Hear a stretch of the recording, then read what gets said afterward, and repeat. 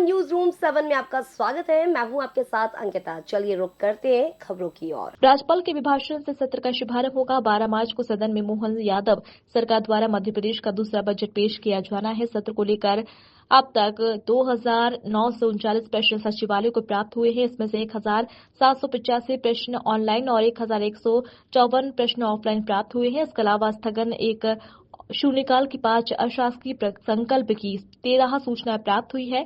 15 दिवसीय सत्र में 9 बैठकें होना है। विधानसभा के प्रमुख सचिव AP सिंह के अनुसार मध्य प्रदेश विधानसभा को पेपरलेस करने की कवायद जारी है। उम्मीद जताई जा रही है कि अगले सत्र तक ई विधानसभा को लेकर तैयारी पूरी कर ली जाएगी। हाईटेक विधानसभा को लेकर विधायकों का प्रशिक्षण कार्यक्रम भी जारी है। अभी तक ऑनलाइन और ऑफलाइन प्रश्न प्राप्त हो रहे हैं। ई विधानसभा होने के बाद प्रश्न और उसके उत्तर ऑनलाइन हो जाएंगे।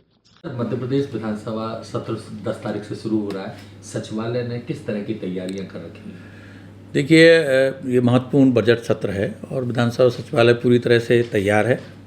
माननीय सदस्यों से भी सतत सूचनाएं आ रही हैं। प्रश्नों का जैसे आपने बताया कि 2,939 करीब प्रश्न अभी आ चुके हैं। ध्यानाकर्षण सतत रूप से अभी 2 दिन पहले शुरू हुए हैं, तो वो सूचनाएँ आ रही हैं और अशासकीय संकल्प हैं। अन्य सूचनाओं भी अब सतत रूप से जैसे सदन चलेगा, सदस्यों का अधिकार है, वो देते रहेंगे। तो ज़्यादा से ज़्यादा सूचनाएं भी आ रही हैं। हम शासन से उन पर जानकारियाँ भी मंगा रहे हैं और अन्य जो हमारी सुरक्षा आदि की वो हमने समीक्षा की है, उन सब के लिए भी तैयारियां हुई हैं। और पहला जो शुरुआत होती है बजट सत्र में, क्योंकि ये वर्ष का प्रथम सत्र है, तो महामहिम राज्यपाल महोदय का इसमें अभिभाषण होगा, उससे इसकी शुरुआत होगी। और चूँकि बजट सत्र जैसे मैंने कहा, तो फिर नियत समय पर बजट भी प्रस्तुत किया जाएगा और उस पर फिर विस्तार से चर्चा होगी, विभागवार चर्चा भी होगी, अभिभाषण के कृतज्ञता ज्ञापन पर भी चर्चा होगी, मुख्यमंत्री जी का भी जवाब आएगा और सभी विभागों के मंत्रीगण का और वित्त मंत्री जी का तो आएगा ही आएगा। तो इस तरह से बहुत महत्वपूर्ण सत्र है और माननीय सदस्य जनहित के विषय प्रभावी ढंग से उठाएंगे। 15 दिवसीय सत्र में 9 बैठकें रहेंगी और पेपरलेस विधानसभा सत्र करने की बात थी विधानसभा को, उसमें कहाँ तक पहुँचे हैं, क्या प्रोग्रेस? उसके लिए बहुत तीव्रता से कार्रवाई जारी है माननीय अध्यक्ष जी के निर्देशन में। और जहाँ तक व्यवस्थाओं की बात है, तो हमारा एक हमें नेवा सेवा केंद्र उसको कहते हैं, जो प्रशिक्षण केंद्र हमने वो बना लिया है और माननीय सदस्यों को और अधिकारियों को उसमें प्रशिक्षण दिया जाएगा। साथ ही साथ सदन में जो व्यवस्थाएं की जानी है, उसके लिए NIC और हमारे यहाँ की PWD दोनों को मिलकर काम करना है। तो उन्होंने लंबा समय के लिए सदन मांगा था, 3 महीने कम से कम खाली हो। तो अभी जैसे ही बजट सत्र समाप्त होगा, उसके बाद मानसून सत्र तक करीब 3 से 4 महीने का गैप रहेगा।